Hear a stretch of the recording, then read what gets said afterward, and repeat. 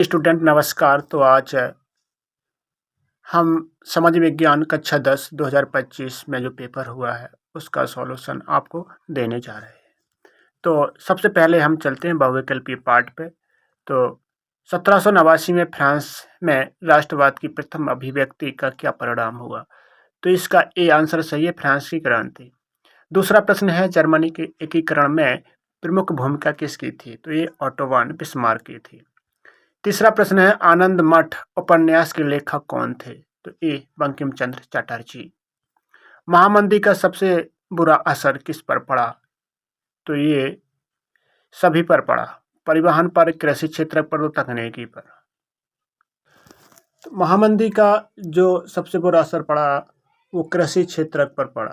किस पे? कृषि क्षेत्र पर पड़ा। अंतर्राष्ट्रीय मुद्रा कोष की स्थापना कहाँ पर की गई? तो ये संयुक्त राज्य अमेरिका में। छठवां प्रश्न है, निम्नलिखित में से कौन सा संघीय राज्य नहीं है? तो संघीय राज्य तो इसमें 3 है। संघीय राज्य केवल चंडीगढ़ है और इसमें पूछा है संघीय राज्य नहीं है। तो ये तीनों संघीय राज्य नहीं है, इसलिए इसका उत्तर अभी कंफ्यूजन में है। आपको पता हो कमेंट बॉक्स में कमेंट करें। लोकतंत्र का प्रमुख गुण निम्नलिखित में से कौन सा है? तो देशभक्ति की भावना, राष्ट्रीय चरित्र का निर्माण, प्रगतिशील सरकार, में से सभी। भारतीय संविधान कब लागू हुआ था? तो 26 जनवरी को लागू हुआ था। 9 नंबर पे है, प्रश्न क्रमांक 9 पर भारतीय संविधान में भाषाओं को किस अनुसूची में रखा गया? तो ये 8वीं अनुसूची। 10वां प्रश्न है, निम्नलिखित में से कौन सी विषय राज्य सूची से संबंधित है? वो है डी, पुलिस। रबी के फसलों के बोने का समय है बी, अक्टूबर से दिसंबर। 12वां प्रश्न है, कौन सा ऊर्जा खनिज नहीं है? तो इसमें है लौह अयस्क। इसमें से क्या है? लौह अयस्क। ये ऊर्जा खनिज नहीं है, इससे तो ऊर्जा मिलती है, इससे भी, इससे भी और इससे भी। तो इसमें लौह अयस्क सही है। 13वां प्रश्न है, कृषि का आर्थिक क्षेत्र कौन है? तो ये है प्राथमिक क्षेत्र। निम्नलिखित में से गैर परंपरागत ऊर्जा का साधन क्या है? तो है सौर ऊर्जा। 15वां है, निम्न में से कौन सा आधारभूत खनिज है? तो यह लौह अयस्क का। 16वां है, पृथ्वी सम्मेलन का आयोजन कब हुआ? तो ये 1992 में हुआ। 17वां प्रश्न है, भारत में उदारीकरण प्रक्रिया की शुरुआत किस वर्ष हुई थी? तो ये 1991 में।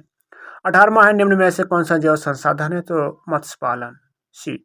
निम्नलिखित में से किस वर्ष बांग्लादेश ग्रामीण बैंक की शुरुआत हुई थी? तो इसका आंसर तो 1976 है, लेकिन 76 इसमें आंसर ही नहीं है। तो आपको जो पता हो वो बताएं। इसका आंसर 1976 है। 1976 इसमें कहीं है भी नहीं है। तो इसके हिसाब से आप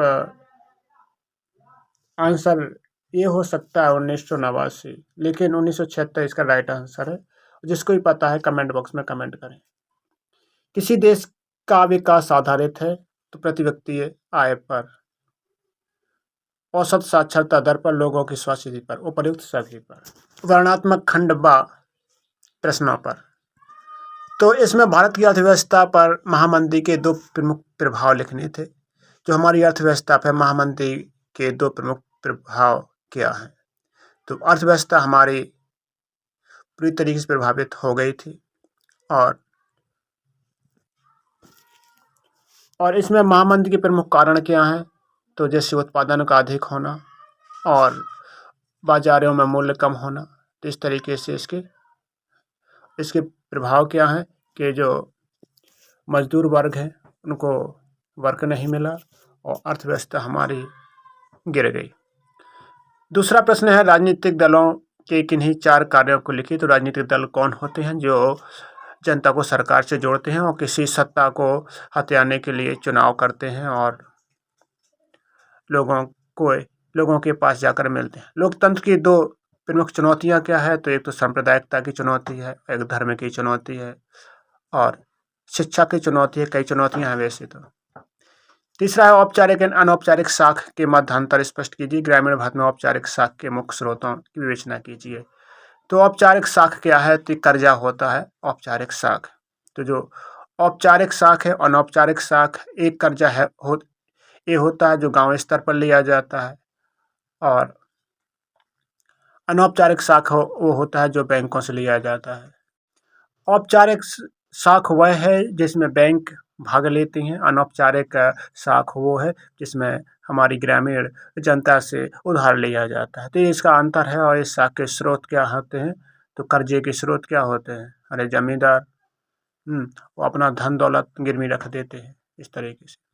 वैश्वीकरण से आप क्या समझते हैं? तो वैश्वीकरण क्या है कि जो हमारा सारा विश्व है आपस में लेन देन आयात निर्यात कर सकते हैं। तो जो भारतीय कृषि पे इसके जो प्रभाव होते हैं, तो कृषि का विकास होता है, कृषि हमारी अच्छी चलती है, हमारे जो उत्पाद हैं उनके अच्छे दाम मिल जाते हैं, उनकी कीमत मिल जाती है, इस तरीके से प्रभाव है। बाद में कपास उत्पादन के 2 क्षेत्रों का परिचय दीजिए। तो कपास कहाँ होता है? तो गुजरात और महाराष्ट्र लिख सकते हैं यहाँ पे। राजस्थान में भी कपास होता है। बाद में मैग्नीज उत्पादन एवं वितरण का वर्णन करिए। तो अव्यवहारात्मक सेकंड सत्याग्रह का क्या अभिप्राय है? तो गांधी जी के सत्याग्रह के बारे में इसमें लिखना था। सत्याग्रह के संबंध में महात्मा गांधी जी के विचार यहाँ लिखने थे। भारत में राष्ट्रवाद के उदय के प्रमुख कारण, तो भारत में राष्ट्रवाद के उदय के कारण लिखने थे। 6 नंबर का है। भारत की संघीय शासन व्यवस्था की विशेषताएं, संघीय शासन व्यवस्था लिखनी है। केंद्र की जो शासन व्यवस्था है, राज्य स्तर पर जो शासन व्यवस्था है, और तो 2 स्तरीय शासन व्यवस्था होती है हमारी, लेकिन इससे भी काम नहीं चलता। भारत एक धर्मनिरपेक्ष राज्य के 2 प्रावधानों के आधार पर स्पष्ट कीजिए। तो भारत एक धर्मनिरपेक्ष, मतलब भारत में विभिन्न विभिन्न लोगों के विभिन्न विभिन्न धर्म, वेशभूषा, भाषा और आदि के लोग रहते हैं, फिर भी हमारे इसमें एक एकता हुई है। 2 प्रावधान इसमें लिखने हैं हमें। आर्थिक क्षेत्रों के से क्या तात्पर्य? तृतीय क्षेत्रों की विशेषताएं। तो आर्थिक क्षेत्र वो होते हैं, ये क्षेत्र जो अर्थव्यवस्था से संबंधित होते हैं। इसमें से जो भी उत्पाद होते हैं, वस्तुएं होती हैं, इनका उत्पादन, वितरण और इकट्ठा होने तक की विधि इसमें आती है। तृतीय क्षेत्र के बारे में इसमें बताना था। और भोक्ता के अधिकार, तो शोषण का अधिकार, समानता का अधिकार, चयन का अधिकार, इस तरीके से 6 या 7 अधिकार होंगे, आप देख लेना। भारत में चीनी उद्योगों का वर्णन करिए। तो भारत में चीनी कहाँ बन रही है उसके बारे में बताना था। और भारत में सड़क परिवहन के विकास का परिचय दीजिए। तो भारत में जो सड़क परिवहन है, सड़क द्वारा जो माल जाता है, जैसे रेल परिवहन है और बस, ट्रक से जो परिवहन होता है माल, उसके बारे में इसमें लिखना था। उसका मैप देख लेते हैं। तो मैप क्या है? ये मैप है हमारा। तो मैप पेपर में ही छपकर आता है। तो वह स्थान जहाँ 1927 का 9वां प्रश्न है, वह स्थान जहाँ 1927 का राष्ट्रीय कांग्रेस अधिवेशन हुआ था, तो ये है मद्रास। कहाँ हुआ था? तो मद्रास में हुआ था। जलियांवाला बाग की घटना अमृतसर जिले में हुई थी। वह स्थान जहाँ असहयोग आंदोलन कार्यक्रम स्वीकार किया गया, तो कोलकाता। वह जनपद जहाँ चोरा चोरी की घटना घटी, तो वह गोरखपुर। वह स्थान जहाँ नील की खेती करने वाले किसानों का आंदोलन हुआ, तो वह चंपारण। तो अब देख लेते हैं इसको हम मैप में। तो मैप में मद्रास सबसे पहले हम देखते हैं मद्रास कहाँ पर है। तो मद्रास और चेन्नई हमारा यहाँ कहीं पे होगा। ये तो पहला वाला आंसर हुआ कि मद्रास। और जो दूसरा क्वेश्चन था वह जनपद जहाँ जलियांवाला बाग की घटना घटी, तो पंजाब, अमृतसर। तो अमृतसर दूसरा यहाँ था। और तीसरा था कि असहयोग आंदोलन का कार्यक्रम स्वीकार किया गया, तो कोलकाता। तो कोलकाता आपका यहाँ कहीं होगा। कोलकाता यहाँ आप देख लेना, ये तीसरा नंबर है कोलकाता। और वह जनपद जहाँ चोरा चोरी घटना हुई थी, तो उत्तर प्रदेश के गोरखपुर। तो ये चौथा वाला आंसर यहाँ हो गया। और 5वां वह स्थान जहाँ नील की खेती करने वाले किसानों का जो आंदोलन हुआ, वो बिहार के चंपारण नील खेती। तो ये 5वां हो गया। इधर पे देते हैं। ये 9वें का भी पार्ट है। तो नेशनल कॉर्बेट जो उद्यान है, पार्क है, ये कहाँ पर है? तो ये उत्तराखंड में है। और भारत पश्चिमी तट पर एक स्थित बंदरगाह है, तो ये कांडला बंदरगाह है जो गुजरात में है। और शिवालिक पर्वत श्रृंखला है, चिन्ह द्वारा दिखाइए। तो ये शिवालिक सिक्किम में है, कागजंगा चोटी। और गुजरात की राजधानी तो गांधीनगर है, आप जानते हैं। भारत का एक प्रमुख कोयला क्षेत्र तो झरिया झारखंड है। तो अब हम मैप में इनके उत्तर देख लेते हैं। तो मैप में देखते हैं सबसे पहले हम नेशनल पार्क। तो नेशनल पार्क कहाँ पे है? उत्तराखंड में। यहाँ पर उत्तराखंड है, तो यहाँ पर इसको चतुर्भुज द्वारा दिखाना। ये हमारा चतुर्भुज हो गया। तो ये उत्तराखंड में है नेशनल पार्क। अब हमें त्रिभुज द्वारा दिखाना है कि जो दूसरा प्रश्न है, दूसरा ये तो फर्स्ट है। अब दूसरा प्रश्न है कि पश्चिमी तट पर स्थित बंदरगाह त्रिभुज द्वारा दिखाना है हमें। तो ये कांडला है, तो ये कांडला कहाँ, गुजरात में है। गुजरात में, तो कांडला को हम त्रिभुज द्वारा दिखा देंगे इस तरीके से। ये दूसरा है। इसके बाद शिवालिक है, तो शिवालिक जो है सिक्किम में है, तो सिक्किम यहाँ कहीं पे है, सिक्किम। ये यहाँ पर सिक्किम है, तो सिक्किम को यहाँ चिन्ह द्वारा दिखा देंगे, कहीं पे है यहीं। और गुजरात की राजधानी, तो गुजरात की राजधानी जो गोला करके उस पर बिंदी रख देंगे, तो ये आपका चौथा हो गया।